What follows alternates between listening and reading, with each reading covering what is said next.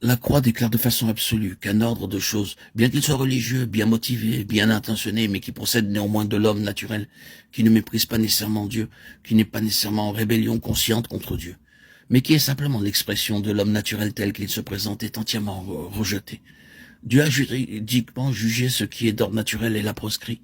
Dans la croix du Seigneur Jésus, Dieu a dit de manière définitive, tu ne peux pas me servir dans ta constitution naturelle et tu ne peux produire aucun fruit pour ma gloire. Tu peux aller travailler, peiner, même mourir en faisant de grands efforts pour essayer de me servir. Et cependant, il n'en reste pas moins vrai que tu ne peux, de toi-même, par quelque ressource naturelle que ce soit, porter du fruit pour moi. La seule chose qui puisse contribuer au dessein de Dieu, et cela de façon vivante, par la vie naturelle, divine et céleste, est celle qui procède du Saint-Esprit. Combien cela est vaste, combien cela analyse et sonde toutes choses. Par exemple, quant aux choses que nous disons, cette question nous est continuellement présentée. Est-ce que cela a été dit par le Saint-Esprit? Il n'est pas suffisant de se poser la question. Mon intention était-elle bonne? Avais-je destiné cette chose au Seigneur? Mais l'ai-je dite ou faite dans le Saint-Esprit ou l'ai-je faite de moi-même? Ce n'est pas une question de motif ou d'intention, mais d'énergie et de vie par lequel j'ai fait la chose. Ma décision vient-elle du Saint-Esprit ou résulte-t-elle de mon propre jugement, cela après avoir pesé le pour et le contre et avoir ainsi été amené à la conclusion que ce serait la meilleure chose à faire? Pour chaque chose, il s'agit d'une question de vie dans l'esprit.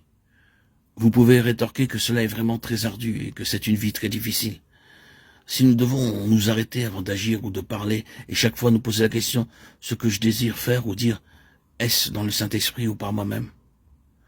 Je ne crois pas qu'il soit nécessaire d'opérer de cette manière.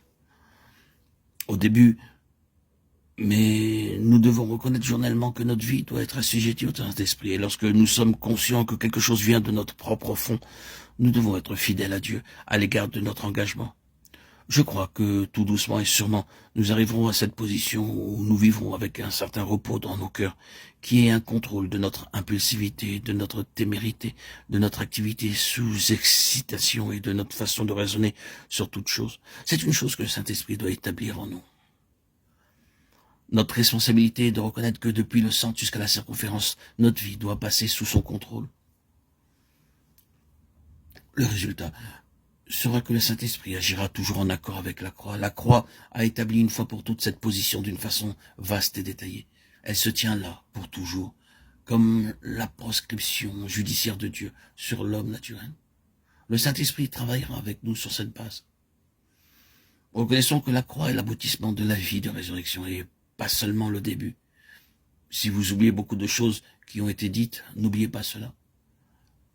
La croix est la fin de la vie de résurrection, aussi bien que le commencement.